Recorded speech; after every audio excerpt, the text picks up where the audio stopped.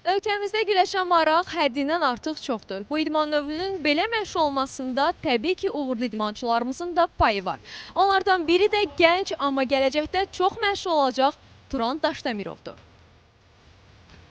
Güləş iki nəfərin əl-ayaq vasitəsilə digərini arxası üstə yıxmağa cəhd etdiyi idman növüdür. Ölkəmizdə populyar olan Yunan-Roma və sərbəst güləş idman növləri zəngin tarixə və özünə məxsus ənənələrə malikdir. Milli güləşimizin əksər elementlərini, fəndlər və mübarizə metodlarını əks etdirən böyük inkişaf yolu keçən sərbəst güləş idman növü kimi dünyada Amerikan güləşi kimi qəbul edilərək mövcud güləşin Amerika Birləşmiş Ştatlarında yarandığını göstərir. Lakin xalqımızın yaddaşında olan milli güləş tarixən daha qədimdir. Bu milli güləşin elementlərinə Qobustan qayalarında, şifahi xalq ədəbiyyatında, klassik ədəbiyyatda, dastanlarda rast gəlmək olar. Həm söhbətimiz Yunan-Roma güləşi üzrə 17 yaşlardan ibarət yığma komandanın böyük məşqçisi Taleh İsrafilov bu idmana neçə yaşdan başlamaq lazım olduğunu açıqladı. Güləş federasiyamızın bizə qayğısı yüksək səviyyədədir. Gördüyümüz bu döşək xalçaları bizə yeni verilib.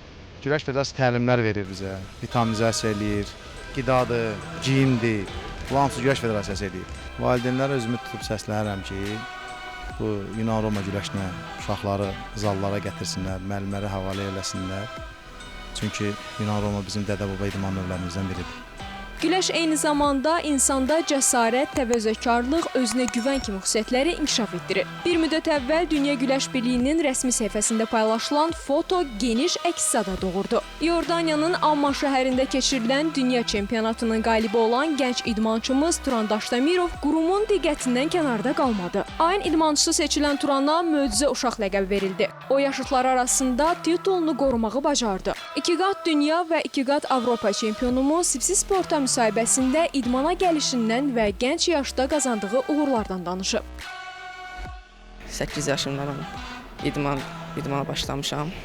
Binəyə qəsəbəsində məşqçim Əliyev Akifin yanında. Bu il Avropa çempionatında erməni rəqibimlə qarşılaşdım final görüşündə. Bundan əvvəl də mən həmən rəqiblə də dəfələrlə qarşılaşmışam.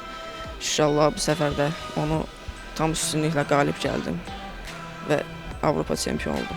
17 yaşlı Turan son dünya çempionatı ilə bağlı təəssüratlarını da bölüşüb. Dünya çempionatına mən Avropa çempionu kimi getmişdim. Mən bundan əvvəl 2023-cü ildə dünya Avropa çempionu olmuşdum. Yəni özümə inanırdım ki, bu ildə yəni nəticəni təkrarlaya bilərəm. Yəni həqiqətən məşqlərimdə də özümə inanırdım ki, təzədən dünya çempionu ola bilərəm. Biz də hər zaman belə gənc idmançıları işıqlandırıb, onların uğurlarını təqdir və təbliğ edirik ki, digər gənclər də örnək götürsün. Hər bir qazanılan uğur Azərbaycan bayrağının dalğalanması deməkdir. Çalışaq bayrağımızı daha çox zirvələrdə dalğalandıraq. Zirvəyə qalxmaq asandır, orada qalmaq isə daha çətin. Turan Daşdəmirov isə nəinki bu zirvədə qalmalı, eyni zamanda daha yüksək zirvələrə can atmalıdır. Bəs görəsən o bunu bacaracaqmı? Yaşayarıq, görərik.